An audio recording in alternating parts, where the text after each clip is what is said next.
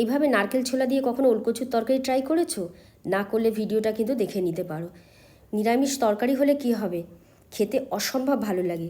তাহলে চলো দেখে নেওয়া যাক আজকে কীভাবে বানাবো ওলকচুর তরকারি। তার জন্য দেখো ডুমো ডুমো করে কচু আলু দুটোই কেটে নিয়েছি, এক বাটি ছোলা সেদ্ধ করে নিয়েছি, আর কিছুটা নারকেল কুড়ো নিয়ে নিয়েছি। এটা একটু মিক্সিতে পেস্ট করে নেবো। প্রথমেই নুন দিয়ে কচুটা কিন্তু একটু সেদ্ধ করে নিতে হবে। কচুটা এমনভাবে সেদ্ধ করব যাতে গলেও না যায় আবার শক্তও না থাকে। খুন্তি দিয়ে একটু দেখে নিতে হবে, দেখি সেদ্ধ হয়েছে নাকি। একদম পারফেক্ট সেদ্ধ হয়ে গেছে। এবার জল ঝরিয়ে রেখে দেবো। কড়াইতে একটু বেশি করে সর্ষের তেল দিয়ে দিলাম, ফোড়নে দিয়ে দিলাম শুকনো লঙ্কা, এলাচ, দারচিনি আর সামান্য একটু সাদা জিরে। দিয়ে দেবো একটা তেজপাতা। ফোড়ন থেকে সুন্দর গন্ধ উঠলে প্রথমে আলুটা দিয়ে দেবো।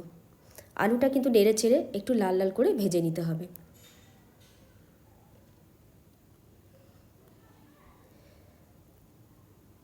আলুটা বেশ এরকম লাল হয়ে গেলে প্রথমেই দিয়ে দেবো একটু আদা বাটা।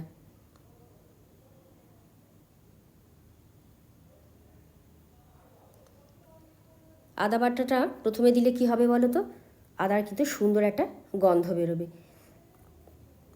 কয়েক সেকেন্ড নেড়ে নিয়ে এবার পরপর মশলাগুলো দিয়ে দেবো। 1/2 টেবিল চামচ করে হলুদের গুঁড়ো, লঙ্কার গুঁড়ো, জিরের গুঁড়ো, কাশ্মীরি লাল লঙ্কার গুঁড়ো। মশলা এমন কিছুই না, সামান্য জল দিয়ে মশলাটা খুব ভালো মতো কষিয়ে নেব।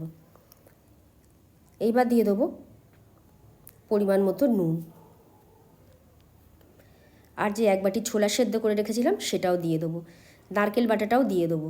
দিয়ে এইবার কষিয়ে নেবো যতক্ষণ না একদম তেল ছেড়ে যায়।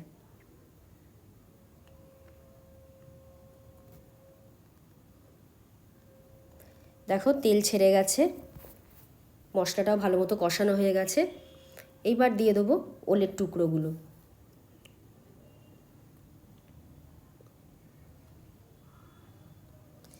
ওলের টুকরোগুলো দিয়েও কিন্তু একটু কষিয়ে নিতে হবে, তাহলে খেতে খুব ভালো লাগবে।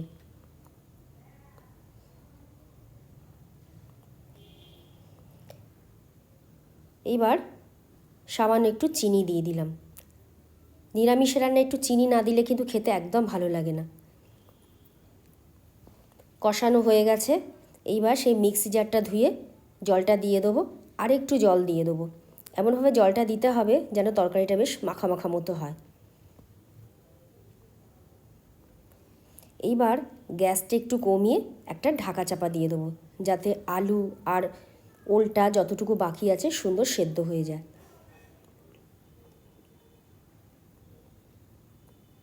মিনিট 5 রান্নার পর দেখো তেল ভেসে উঠেছে, আলু কচু ভালো মতো সেদ্ধ হয়ে গেছে। তবে আরেকটু রান্না করে নেবো। তার আগে দিয়ে দেবো কয়েকটা কাঁচা লঙ্কা, তাতে তরকারির ফ্লেভারটা খুব সুন্দর আসবে।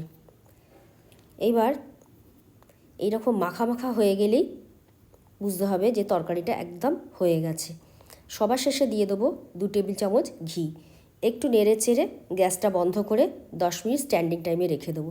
তাহলেই রেডি হয়ে যাবে দারুণ স্বাদের নারকেল ছোলা দিয়ে ওলকচুর তরকারি।